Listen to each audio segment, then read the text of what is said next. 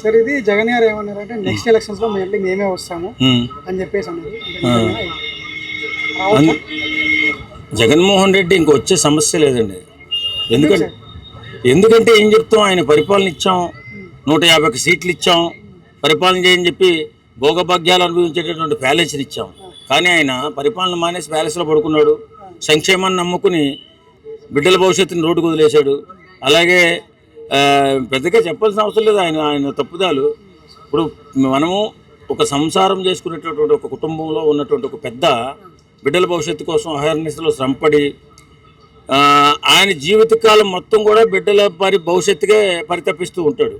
అలాంటి బిడ్డలకు ఎలాంటి ఉద్యోగ అవకాశాలు లేక, ఎలాంటి ఫ్యాక్టరీలు తేక, ఐటీ కంపెనీలు తేక, ఓన్లీ సంక్షేమాన్ని నమ్ముకుని ప్యాలెస్లో పడుకుని బటన్ నొక్కి అన్నం ఉన్నవాడికి కడుపు నిండినోడికి కూడా డబ్బులు పంపించాడు. కాబట్టి అలాంటి పరిపాలన చేత కాని వ్యక్తి మళ్ళీ ఎవరైనా సీఎంగా కావాలని కోరుకుంటారా?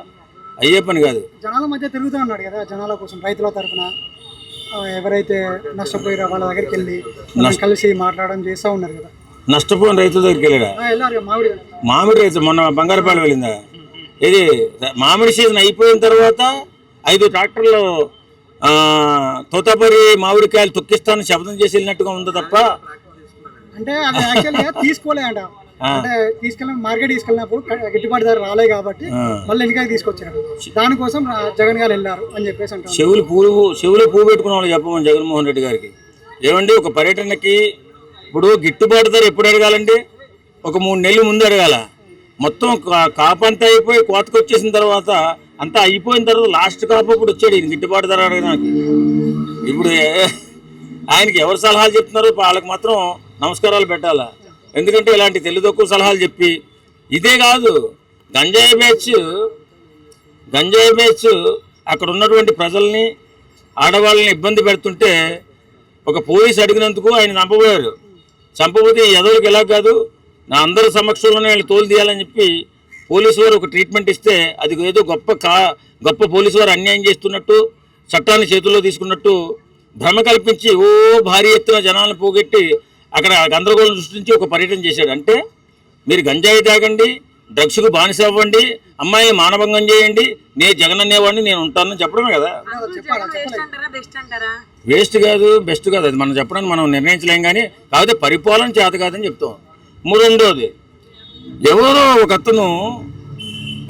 అతను బెట్టింగ్ యాప్ల్లో కోట్లు పోగొట్టుకుని, అలాగే ఎలక్షన్ అప్పుడు జగన్మోహన్ రెడ్డి గెలుస్తాడని చెప్పి పందెం కాసి కోట్లు పోగొట్టుకుని ఊర్లో ఉన్నటువంటి ఆ చుట్టుపక్కల ఉన్నటువంటి స్నేహితులందరినీ నట్టేటి ముంచేసి ఆత్మహత్య చేసుకున్న ఒకరికి విగ్రహం పెట్టడం, ఆ విగ్రహాన్ని అదేదో గొప్ప కార్యక్రమం చేసినట్టుగా జగన్మోహన్ రెడ్డి వెళ్ళి ఆవిష్కరించడం, అందులో 2 మనుషులు చనిపోవడం.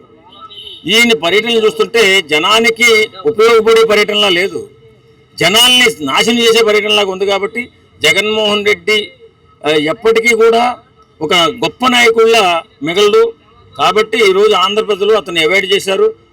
జీవితంలో జగన్మోహన్ రెడ్డి అనేవాడు ఆంధ్రప్రదేశ్కి ముఖ్యమంత్రిగా ఎప్పటికీ రాలేదు. అవుతారనేసి చాలా మంది అంటారు. ఎందుకోసం అంటే ఆయన అసెంబ్లీకి వెళ్ళకుండా జనాల మధ్యలో ఉండి జనాల కోసం పోరాడుతున్నారు. నిరుద్యోగ భృతి ఇస్తానన్నారు, ఇవ్వలేదు. రైతులకు భరోసా ఇస్తానన్నారు, ఇవ్వలేదు. అవన్నీ ఏమయ్యాయి అని చెప్పేసి క్వశ్చన్ చేశారు. ఇలాంటి క్వశ్చన్ చేస్తా ఉన్నారు కాబట్టి పక్కాగా వస్తారు అని చెప్పేసి అంటా ఉన్నారు కదా. జగన్మోహన్ రెడ్డి చేసిన విధ్వంసం వల్ల, ఆయన చేసినటువంటి అరాచకం వల్ల, ఆయన అమ్మేసినటువంటి భూములు కానీ, కలెక్టర్ ఆఫీసులు కానీ, లేకపోతే తాగడబెట్టిన కలెక్టర్ ఆఫీసులు కానీ, ఇవన్నీ కూడా వచ్చిన రెవెన్యూ ఓన్లీ కేవలం సంక్షేమ పథకాలకు మాత్రమే వినియోగించాడు. అందులో చాలామంది దోపిడీదారులు కూడా సంక్షేమ పథకాలు అనుభవించారు. ఒరిజినల్గా పేదవాడు అనుభవిస్తే ఎవడు బాధపడ్డు. కానీ చాలా దోపిడీ జరిగింది. పోనీ యువత భవిష్యత్తు బాగుండాలి అని కోరుకునేవాడు ఐటీ కంపెనీలు కానీ, లేకపోతే ఫ్యాక్టరీలు కానీ, ఇలాంటివన్నీ పుటప్ చేసుకుంటూ వస్తాడు. అదేం లేదు.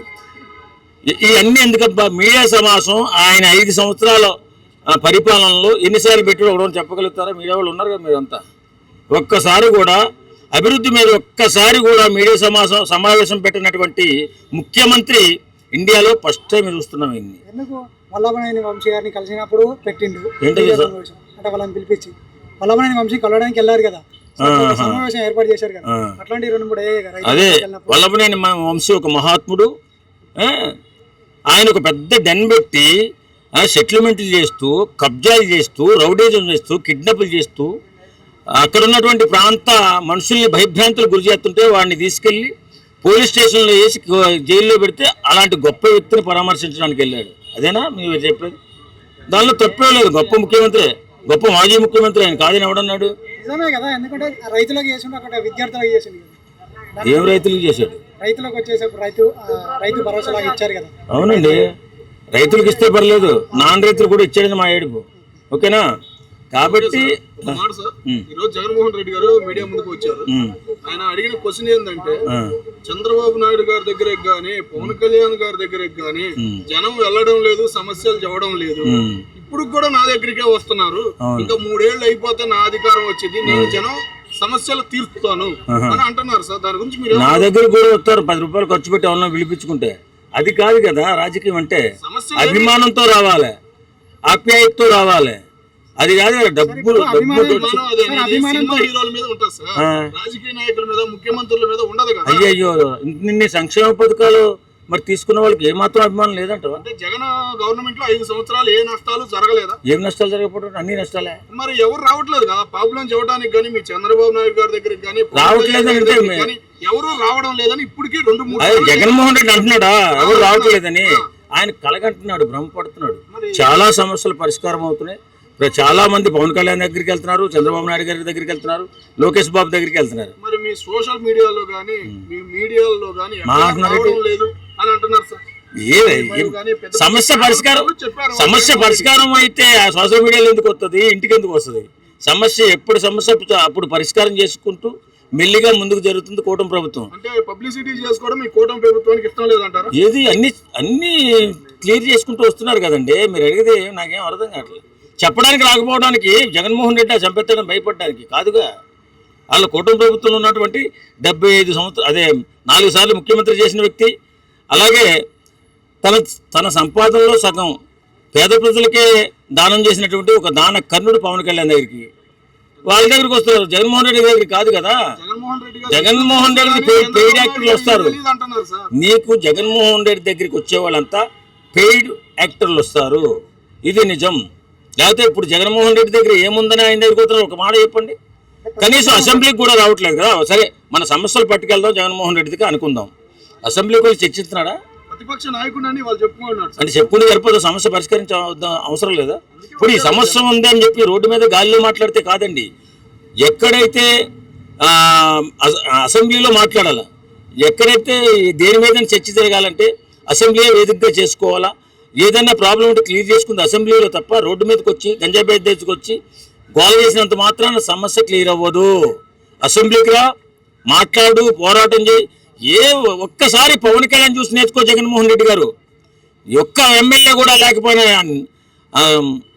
నీపై అకుంఠిత దీక్షతో పోరాటం చేసి 11 సీట్లు పడగొట్టాడు. అది ఆ రకమైన ప్యాటర్న్ తీసుకో. పవన్ కళ్యాణ్ గారిని ఆదర్శంగా తీసుకుని ముందుకెళ్ళు. ఫ్యూచర్లో ఆంధ్ర ప్రజల్ని నమ్మే పరిస్థితి వస్తుంది.